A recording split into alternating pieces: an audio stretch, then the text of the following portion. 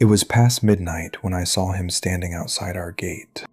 He was wearing my grandfather's clothes, but my grandfather had been dead for 2 weeks.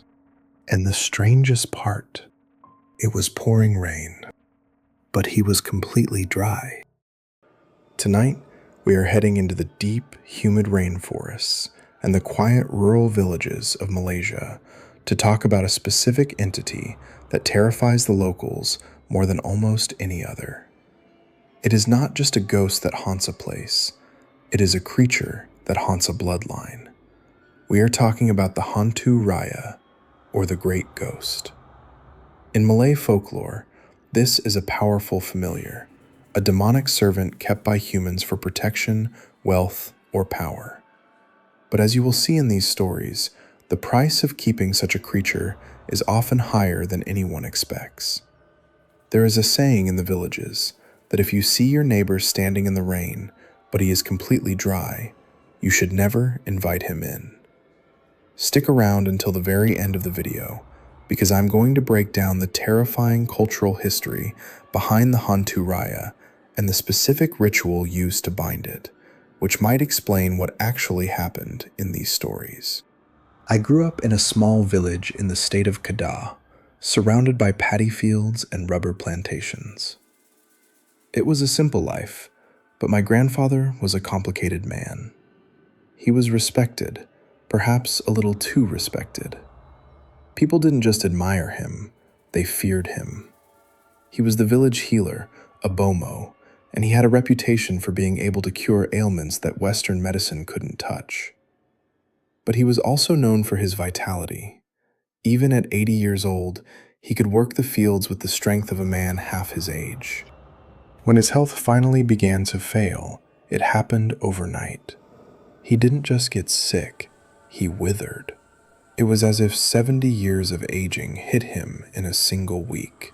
The family gathered at the old wooden house on stilts. The air inside was thick with the smell of camphor and stale sweat. My grandfather lay on a mat in the center of the living room, gasping for air, his eyes wide and terrified. The village elders whispered that he was suffering from saka, that he had a spiritual inheritance he needed to pass on, or his soul would not be allowed to leave his body. He could not die. I was 22, his favorite grandson. I sat by his side, wiping his forehead. It had been 3 days of agony. He grabbed my wrist with a grip that was shockingly strong, his nails digging into my skin. He pulled me close, his breath smelling like rotting meat. He whispered, "Aslan, you must take care of the house. You must take care of the thing inside. It will protect you as it protected me." I thought he was delirious. I thought he was talking about the property, the land titles. I wanted his suffering to end. Tears streaming down my face, I nodded. I will talk. I accept the responsibility. I will take care of everything. The moment I said the words, his grip loosened. A long, rattling breath escaped his lungs, and his eyes rolled back. He was gone.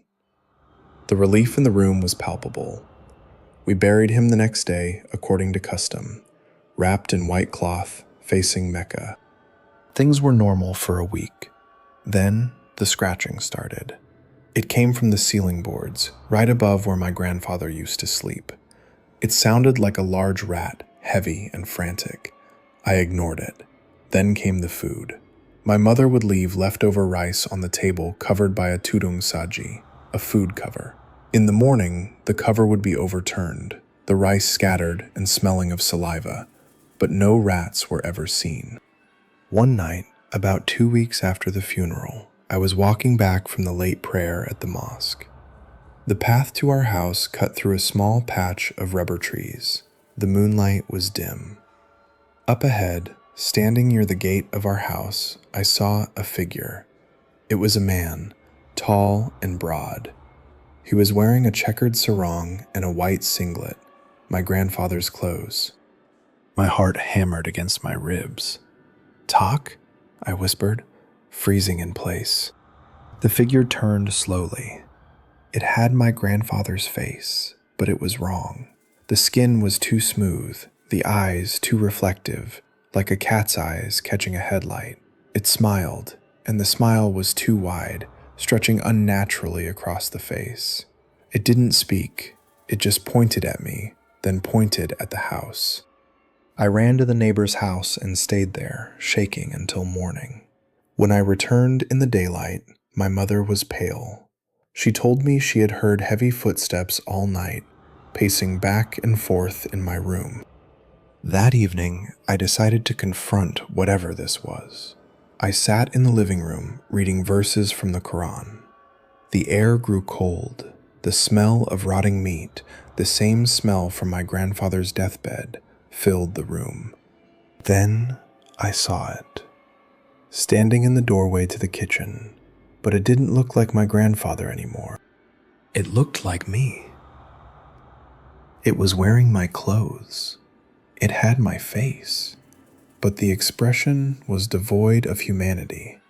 It was a perfect, hollow copy. It stared at me, and in my own voice it spoke. You accepted. You are the master now. Feed me. I realized then what I had done. I hadn't accepted the land. I had accepted the bond. I had invited the Hantu Raya into my soul. I tried to scream, but my voice failed. The entity stepped forward, merging into the shadows of the room. That was 5 years ago. I still live in that house. I never married. I never leave the village. Every Friday night, I prepare a feast of yellow glutinous rice, eggs, and a roasted chicken. I place it in the corner of the room. By morning, it is gone. People in the village say I look young for my age, that I have a strange strength about me. They respect me. They fear me. And sometimes, when I walk past a mirror, the reflection doesn't move when I do. I am not alone in this body anymore. That brings me to the next story, which comes from the bustling city of Kuala Lumpur, proving that these things don't just stay in the jungle. I work as a security guard for a private firm. We get contracted out to various sites, malls, condos, construction zones. 2 years ago, I was assigned to a halted construction project in the Bukit Tungku area. If you know KL, you know Bukit Tungku is notorious for hauntings. It's an affluent area, lots of trees, winding roads, and old colonial bungalows. This site was a luxury apartment complex that had run out of funding halfway through. It was a concrete skeleton rising out of the greenery. My shift was the graveyard shift, 11 p.m. to 7 a.m. It was usually just me and one other guard, a guy named Suresh. Suresh was superstitious. He always carried a small lime and a rusty nail in his pocket. He told me the foreman of the construction crew, a man named Mr. Lim, had used black magic to get the project moving fast, but he hadn't paid his dues, which is why the money dried up. I laughed it off. I didn't believe in that stuff. One Tuesday night, it was pouring rain, the kind of tropical storm that drowns out all sound. Suresh was patrolling the lower basement, and I was in the guard booth at the main gate. Around 2 a.m., I saw headlights. A black sedan pulled up to the gate. I squinted through the rain. It was Mr. Lim's car. I recognized the plate number. This was odd. The site was shut down, and no bosses ever came at this hour. I grabbed my umbrella and stepped out to check. The window rolled down. It was Mr. Lim. He looked pale, staring straight ahead. "Open the gate," he said. His voice was flat. "Mr. Lim, is everything okay?"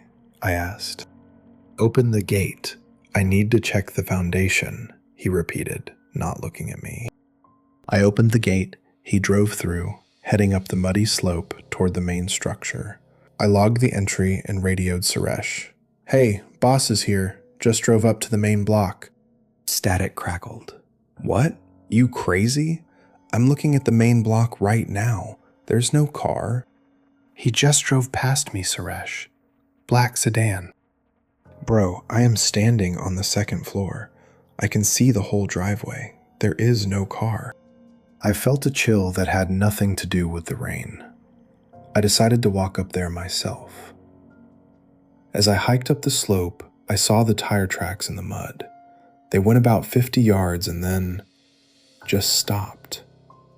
Not stopped like the car parked, but stopped like the car vanished into thin air. There was no sedan. I reached the concrete shell of the building. "Suresh?" I called out. "I'm here." Suresh's voice came from the darkness of the ground floor. He walked out, flashlight shaking. "I told you, no car." "But I saw him," I insisted. Then we heard it, a low, guttural growl echoing from the elevator shaft. It sounded like a large animal, maybe a tiger, but we don't get tigers in the city. We shone our lights toward the shaft. Standing there was Mr. Lim, but he was 7 feet tall. His arms hung down past his knees. He was facing away from us, scratching at the concrete wall. His fingernails made sparks against the stone. "Mr. Lim?" Suresh whispered. The thing turned around. It had Mr. Lim's face, but the jaw was unhinged, hanging loosely against its chest. Its eyes were burning red. It wasn't Mr. Lim. It was a mimic. A Hantu Raya that had been left behind to guard the site, abandoned by its master. Suresh screamed and ran. I froze. The thing let out a roar that shook my chest. It lunged at me, moving with impossible speed, on all fours like a lizard. I threw my flashlight at it and scrambled backward, slipping in the mud. I tumbled down the slope, rolling through debris and rebar. I hit the bottom, gasping for air, and looked back up. The creature was standing at the edge of the concrete structure, watching me. It stood on 2 legs now, straightening its tie, mimicking the human it had copied. I ran to the guard booth, locked the door, and called the police. When they arrived, they found nothing. No car, no monster. But they found Suresh. He was found on the 3rd floor. He had fallen down the elevator shaft. The report said he slipped, but when I saw the body bag being zipped up, I saw his neck. There were bruises, massive, dark bruises in the shape of a hand that was far too large to be human. I quit the next day. I heard later that Mr. Lim had died of a heart attack in his home that same night at exactly 2 a.m. The thing at the site, it didn't know its master was dead yet, or maybe it was looking for a new one. The final story is something that happened to my cousin Sarah in a suburb near Selangor. It's a story about what happens when you ignore the rules of the old world because you think you are safe in a modern housing estate. Sarah's parents were traditional. Her father had inherited several antique Kudis daggers and old jars from his ancestors. He kept them in a locked room. Sarah never cared for them. She was a modern girl, an accountant, very logical. Last year, her parents went to perform the Hajj pilgrimage in Mecca. They would be gone for 40 days. Before leaving, her father looked very serious. He handed her a small brass bowl. "Sarah," he said, "every Thursday night before the sun goes down, you must put a small handful of yellow glutinous rice and a boiled egg in this bowl and leave it at the back door. Do not ask why, just do it. It is for the guardian of the house." Sarah rolled her eyes but agreed to appease him. The first 2 weeks, she did it. She felt silly putting food out like she was feeding a stray cat. In the morning, the bowl was always licked clean. She assumed it was rats or the neighbor's dog. On the 3rd Thursday, Sarah had a bad day at work. She came home late, tired and frustrated. It was raining heavily. She saw the brass bowl on the counter and scoffed. "Ridiculous superstition," she muttered. She went straight to bed, leaving the bowl empty. She woke up at 3 a.m. The house was silent, but the air felt heavy, pressurized, like being underwater. Then she heard it. Boom. A massive impact on the back door. The whole house shook. Boom. It sounded like someone was taking a sledgehammer to the wood. Sarah grabbed her phone to call the police, but there was no signal. That was impossible. She lived in the city center. She crept out of her room and looked down the hallway toward the kitchen. The kitchen was visible from the living room. The back door was shaking violently on its hinges. The wood was splintering. Then the banging stopped. The silence was worse. Sarah watched, paralyzed, as the lock on the back door slowly turned from the inside. She hadn't locked it? No, she definitely had. The door creaked open. A hand reached in. It was dark, covered in coarse hair with thick black nails. It grasped the doorframe. A figure squeezed through the doorway. It was huge, having to duck to enter the kitchen. It was a shadow, indistinct and shifting, but its eyes were solid, 2 glowing orbs of yellow light. It sniffed the air. It sniffed the counter where the bowl usually sat. It let out a sound that was half hiss, half whimper. It was hungry. Sarah backed away, stepping on a loose floorboard. Creak. The head snapped toward her. The figure moved instantly, gliding across the floor without taking steps. It stopped inches from her face. She could smell wet earth and old blood. It leaned down, its face a blur of darkness. "Where is it?" a voice rasped. It sounded like her father's voice, but distorted, as if played through a broken speaker. Sarah fainted. She woke up the next morning on the living room floor. The back door was wide open. The kitchen was trashed. Cabinets ripped off, the fridge overturned, food scattered everywhere. But the brass bowl was sitting perfectly in the center of the mess, untouched. When her parents returned, she told them everything, sobbing. Her father didn't look surprised. He just looked sad. He went into the locked room for hours. When he came out, he looked 10 years older. They never spoke of it again. But the atmosphere in the house changed. It feels colder now, and sometimes, when Sarah is alone in the house, she hears heavy breathing right behind her ear. She knows the guardian is still there, but now it doesn't trust her. It's watching her, waiting for another mistake, and she knows that next time, it won't just be the kitchen that gets destroyed. So what exactly is the Hantu Raya?